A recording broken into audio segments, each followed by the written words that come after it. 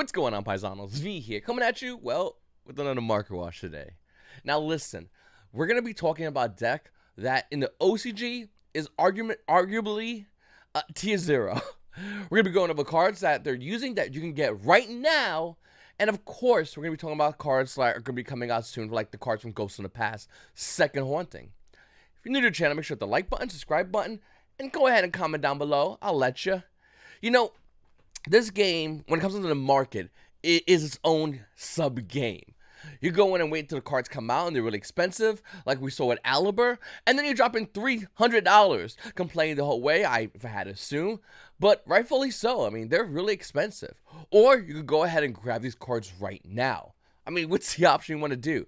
Get it now, it comes out, everyone's screaming, yelling, complaining, and you're just sliding in and getting exactly what you need? Well, most likely the relatively new stuff. In the case of Aliber, it was 3 structure decks. In this, it might be different. Or you can just pay the premium. Your choice. I'll never tell you to buy or sell ever here. The only thing I will tell you is a lot of cards are going to be getting reprinted soon. And it's definitely going to impact the secondary market. Now, Dark Magician Girl getting a Ghost Rare is still kind of stable. In fact, all these Ghost Rares started popping up here. And they're kind of stable. But what does that tell us? Well, nothing really. I mean, to be honest with you, these card prices will more than likely go down. Ghosts in the Past Second Hauntings ratios, from what I've been seeing, is not that wild. Well, we don't know as far as like Aluber, but as far as like Ghost Rares, it's not that crazy. So we have to wait. Be patient. Don't go in and pay primo $1. It doesn't make any sense. Looking at Aluber, by the way, just a Desperate, this probably will get short printed. It's currently $45.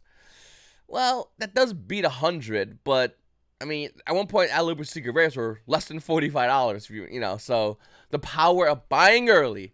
Deco Talker Hitso actually is an insanely good card in this set, and it's a card that's not being looked at because it's being overshadowed by Aluber. Deco Talker Hitso is a card, if I had to guess, is going to be used in a lot of decks moving forward in this game. Keep an eye out for this card. You're going to want to get yourself a copy. Boiling Dragon's not bad. I mean, it's kind of decent. I'm not crazy about it, but I don't hate it. And other cards like Crystal Needle Fiber getting a reprint, great. Well, it's great for ultra rares. Obviously, if you have ultra rares, it doesn't really do anything. Crystal Beast Realm with Dragon is going to be in here, along with other cards like Element to Hero and all that stuff. But the real hype of this set is the Master Hyperion. The agents, are they really worth getting? No. I mean, don't get me wrong. Everyone's telling me agents are the buy. I don't buy it. Maybe prove me wrong. Who knows? Comment down below if you're getting agents. All right. Duel GX Duel Academy boxes are just pure money. I mean, it's pure money for GOATs. It's pure money for any alternative format. And of course, it has Dasher Secret Rare in it, which looks really nice. You don't have the money to buy yourself a Dasher Ultimate Rare? Secret Rare is really good. And right now, it's currently $8. Now, you can get a Secret Rare Dasher, or you can buy yourself a box of GX, whatever you want to do. But there are a lot of great cards in here, including a Secret Rare reprint. I'm sorry, a common reprint of Cyclone, Plasma Secret Rare as well, which drives the other parts of Plasma down, the other Secret Rare version, which I think is better, but hey, there it is right there. Just a lot of great cards, and I think that this Speed Duel box is really not really meant for Speed Duels as much as it's meant for alternative collectors as well as those who want to get their dashes today. High rarity. All right, looking at the structure deck, Albass Strikes, obviously everything's kind of going down right now, but here's the question. Is this valuable moving forward? Now, it's really hard to say. Yes, there's that blanket term, or older structure decks are valuable moving forward, and I guess they're valuable because there's not many of them around. I don't know if there's a real big market of people going out there going, man, I want the old underworld structure deck. I don't think that exists. I have zero idea. I have no way to back that up. I do know old structure decks cost money. I don't know if anyone's buying them and holding them. I've never met a Yu-Gi-Oh player that came to me and goes, man, V, I got all the old structure decks. Okay. I just never met that person. But I will say Albaz has a lot of great cards in it. It has Ghost Ogre, has Effect Veiler, Dark Rule No More, Call by the Grave, Chaos Dragon 11 Year, Artifact Sai, Radiant getting a reprint is actually pretty huge. Just a lot of great cards in here. So there's a good reason for why a lot of Yu-Gi-Oh players will want to go ahead and grab this structure deck. Though I will say it has Albaz, you know, the branded stuff, which is insanely good.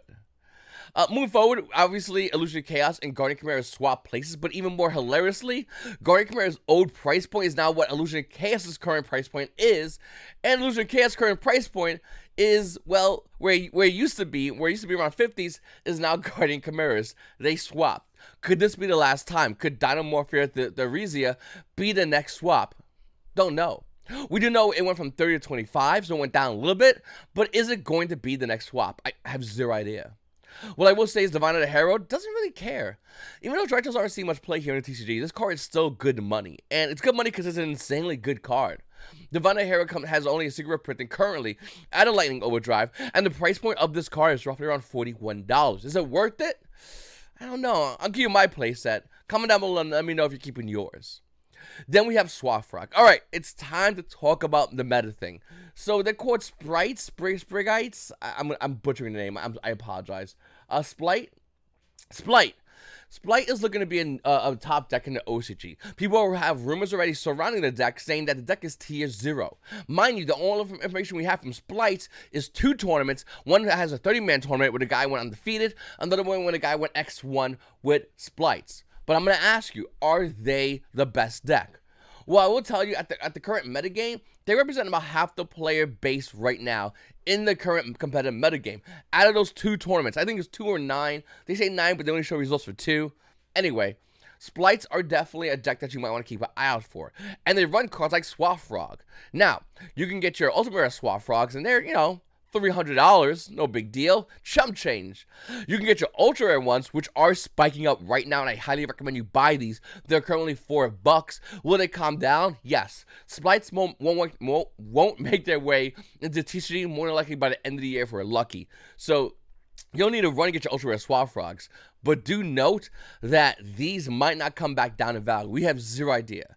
And of course, you got your common Swafrogs. They're roughly around $1, but they're commons for commoners. Ronin Tona at an OTS Tournament Pack 4 is a one-of. You just need one of these, and it's spiked up in value. The current price point of the cards roughly around $35. Now, here's the thing. Do you buy this now, or do you wait? If I had to sit down with anybody in the market that was debating on buying Ronin Tona, I would highly recommend you wait. It's a one-of.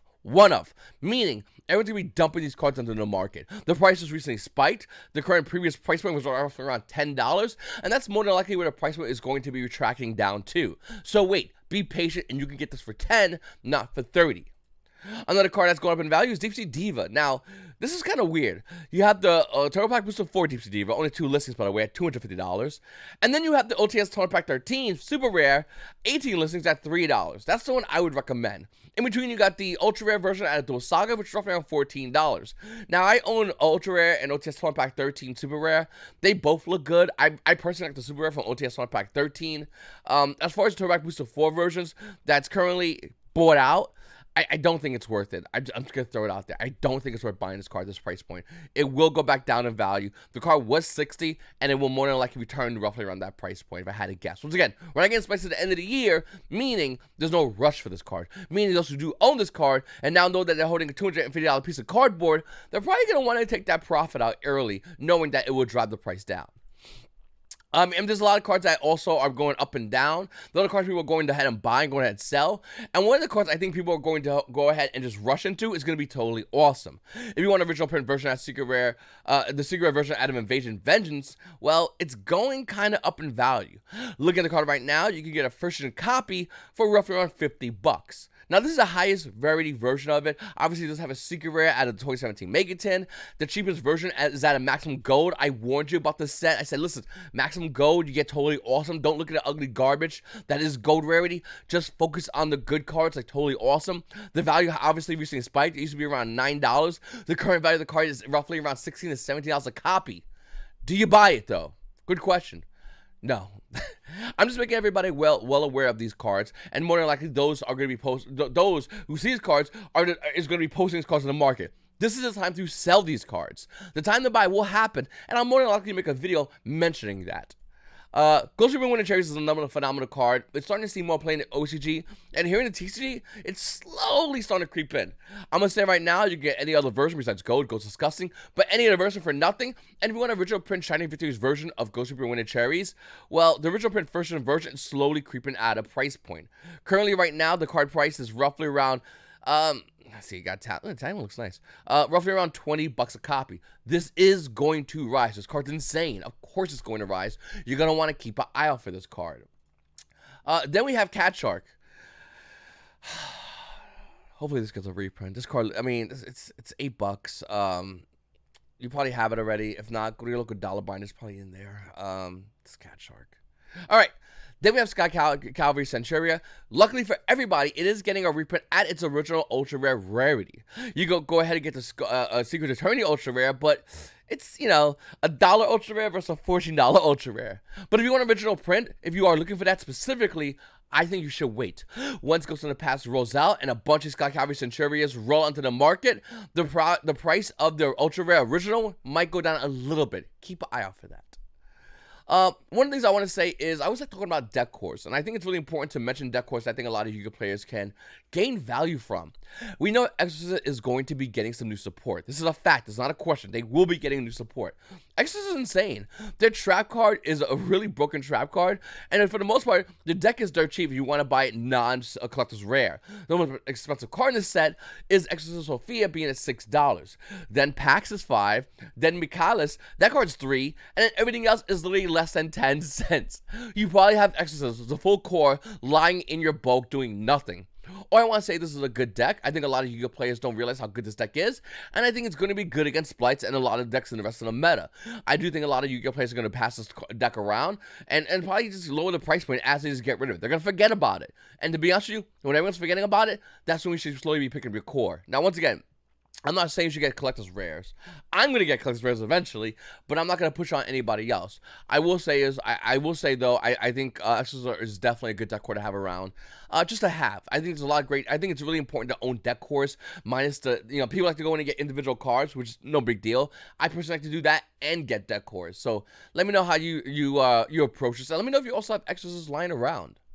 Listen, if you want to get NFC-enabled Zeus, the Smart TCG Field Center, it's programmable by the way, click on my link down below in the description, use my promo code, save some money, and get this gorgeous looking Field Center. This is absolutely beautiful. There's only 250 of these made. They're down to their final 50. After that, they're going to be giving a giveaway where one person will be able to get an Ultimate Rare Zeus. So that's pretty cool as well. These are programmable Field Centers. This is a unique one because, well, the coloring looks absolutely gorgeous, but also it's a heavy metal Field Center. In the back is NFC, which you can program, and how to do it is on this website, smarttc.com. And you can program it to anything. You can program it to your calculator, to your Neuron app. You can program it to open up YouTube and watch this video telling you that you can program it to anything. That simple. And you want to go ahead and grab yours. You want to do it as soon as possible because once they're sold out, they're sold out. And then you enter the YuGiOh black market where these prices of these percentages are jacked up to just high heavens. Anyway, I really appreciate everybody watching my videos. Make sure to hit the like button, subscribe button, comment down below. It's your boy V and YuGiOh YGOPaisanos. You guys have a great day.